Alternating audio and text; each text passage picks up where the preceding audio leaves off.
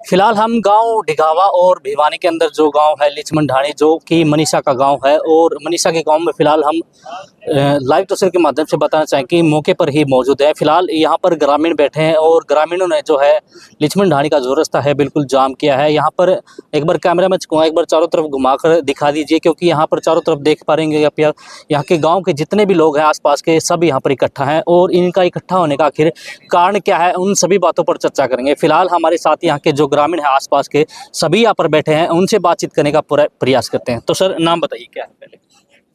नाम अनिल है, बाकी इसी कोई बात कौन भाई, जो बात करनी है बहन खातर, हम पब्लिसिटी खातर कौन है वो बात कर लो भाई। हम आपसे ये जानना चाहते हैं कि भाई जो कल पोस्टमार्टम की जो रिपोर्ट आई थी उससे क्या लोग संतुष्ट नहीं है, आज फिर से रोड पर आ रहे हैं? क्योंकि रात को जो रिपोर्ट आई थी उससे कहा गया था कि भाई मनीषा के पेरेंट्स भी संतुष्ट हैं और जो है सारे लोग प्रसन्न थे। उसके बाद जो है 1 बजे के आसपास जो है धरना स्थल पर से जो है लोग भी उठकर चले गए थे, जो कमेटी थी वो भी चली गई थी। इस बारे में क्या विचार? भाई सबसे पहले तो मैं, जो एक खबर चलाई जा रही है कि मनीषा के पिता के बारे में, तो मैं एक बात क्लियर कर देना चाहता हूं कि उसके पिताजी को रात को प्रशासन के द्वारा उठा के ले जाया गया था और दबाव में जो भी बातें कहवाई गई हैं वो प्रशासन के द्वारा दबाव में कहलाई गई है। और रही बात जो कमेटी की है, कमेटी ने तो सबको स्पष्ट दिख रहा है कि धरना ही बेच दिया। और रही बात पोस्टमार्टम रिपोर्ट की, तो जब भिवानी में पहली बार पोस्टमार्टम हुआ था तो उस समय स्पष्ट तौर पे कहा गया था कि बहन की जो हत्या की गई है वो तेजधार हथियार से काट करके की गई है। तो एक बात बताइए, अगर 4 दिन के बाद वो पोस्टमार्टम रिपोर्ट रोज तक जाते जाते कैसे बदल गई? क्योंकि सरकार को अल्टीमेटम दे रखा था और लगातार लोगों की भावना इस आंदोलन के साथ जुड़ती जा रही थी और सरकार की कहीं ना कहीं किरकिरी हो रही थी।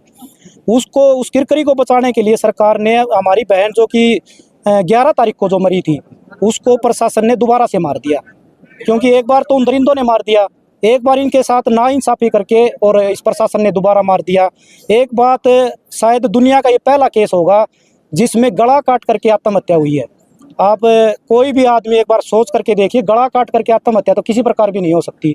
और मैं तो एक साथी जो यहाँ पे बोल भी रहा था कि मैं तैयार हूँ सुसाइड करने के लिए, और उसके बाद मेरे शव को वहाँ पे रख के और वो हालत करवा के दिखा दीजिए, मैं मान लूँगा कि प्रशासन सही कह रहा है। ये तो सरासर नाइंसाफी हो रही है लोगों के साथ। देखिए, पोस्टमार्टम जो रिपोर्ट आई उसमें साफ तौर पर दिखाया गया है कि जो फेस था उनको कुत्तों के द्वारा काटा गया था या किसी जानवर के द्वारा काटा गया था। अगर बात करें तो जो उनके ऑर्गन्स वगैरह है वो भीतर उन्होंने दवाई वगैरह ली थी, वो भी चीज़ बताई जा रही रिपोर्ट के अंदर।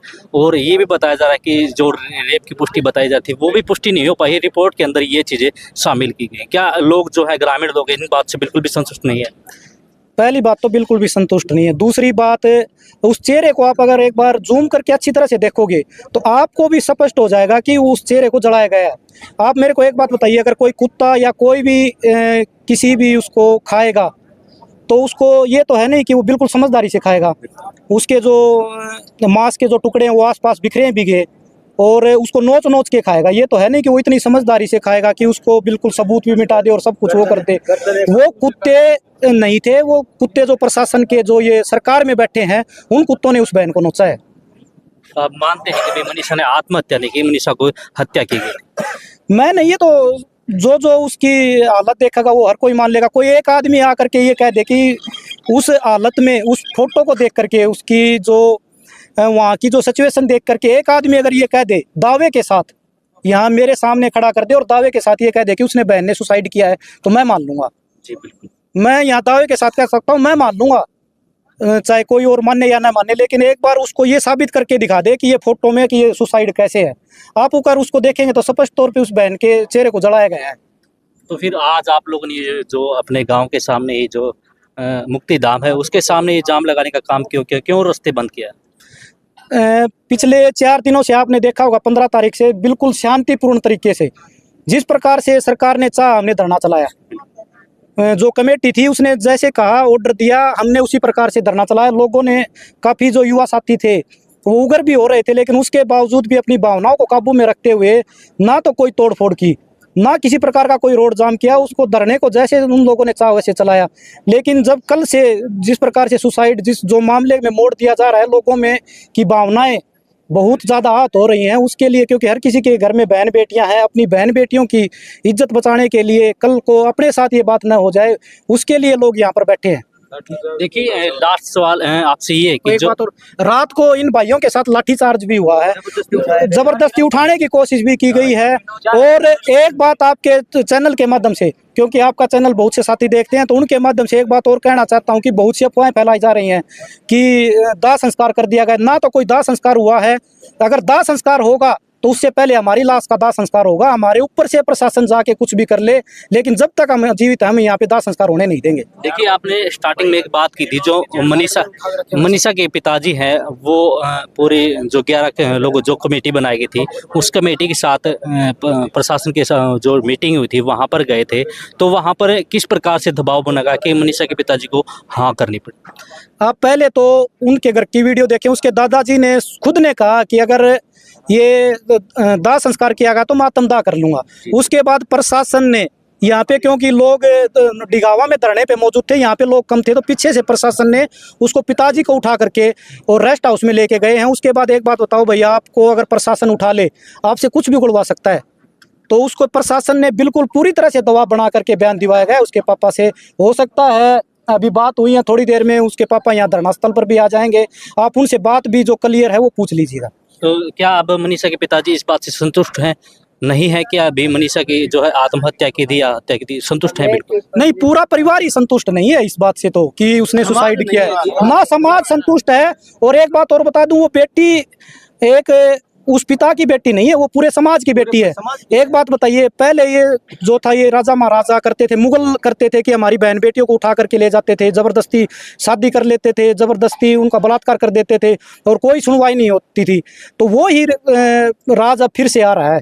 अगर आप देखेंगे तो इससे दरिंदगी शायद मैंने आज तक, मेरी उम्र हो गई 39-40 साल, आज तक इतनी दरिंदगी आज तक सुनी नहीं है। देखिए आपने अंतिम संस्कार की बात की, तो मनीषा के शरीर को क्या जो आपके गांव में वहां पर लाया गया है या फिर अभी तक जो है नागरिक अस्पताल में? नहीं, अभी तक तो हमारे गांव में कोई उसका मनीषा का शव नहीं आया है। अगर मान लीजिए प्रशासन यहाँ पर आता है मनीषा के पार्थिव शरीर को लेकर अंतिम संस्कार के लिए, क्या आप उसको अंतिम संस्कार करने देंगे? मैं प्रशासन से कहना चाहता हूँ, हमारी बहन को न्याय दिला दीजिए। जिस समय हमारी बहन को न्याय मिल जाएगा, हम खुद जा करके प्रशासन से, चाहे वो भिवानी हो हमारी बहन का पार्थिव शरीर, वो चाहे रोहतक हो, हम खुद जा करके लेके आएंगे और उसका अंतिम संस्कार कर देंगे। लेकिन उससे पहले हमें इंसाफ चाहिए। मतलब आपका कहने का तात्पर्य है कि मनीषा की जो है, मनीषा ने आत्महत्या नहीं की, मनीषा की हत्या की गई? हाँ, ये तो बिल्कुल क्लियर है। ये तो कोई भी आदमी जो किसी भी प्रकार से बिल्कुल अनपढ़ है वो भी बता देगा। बिल्कुल साफ दिख रहा है कि मनीषा ने आत्महत्या नहीं की, मनीषा के साथ दरिंदगी की गई है और उसकी हत्या की गई है। देखिए डॉक्टरों की रिपोर्ट भी आ चुकी है, उसके बावजूद भी आप सब लोग यहाँ पर धरने पर बैठे हैं, फिर से रोड जाम किया गया है। तो बिल्कुल भी जो है आसपास के लोग संतुष्ट नहीं इस बात को मानने के लिए कि मनीषा ने आत्महत्या की थी। भाई, अगर प्रशासन और सरकार जिसके हाथ में होती है ना, वो कुछ भी करवा सकता है। हम दोनों भाई यहाँ पर बैठे हैं और ये और भाई भी बैठे हैं। अगर प्रशासन अगर ये चाहे ना कि हमें भी मृत घोषित करना है, तो प्रशासन उसे भी मृत घोषित करवा सकता है। तो मेडिकल रिपोर्ट आनी तो कोई बड़ी बातें नहीं है। और सबसे बड़ी बात, दोनों डॉक्टरों की मेडिकल रिपोर्ट भी एक नहीं है।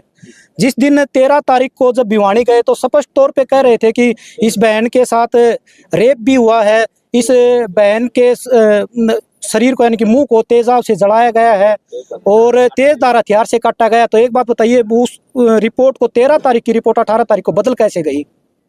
इस चीज में बहुत बड़ी साजिश है और ये सरकार और प्रशासन जो चाहता है वो हो सकता है। देखिए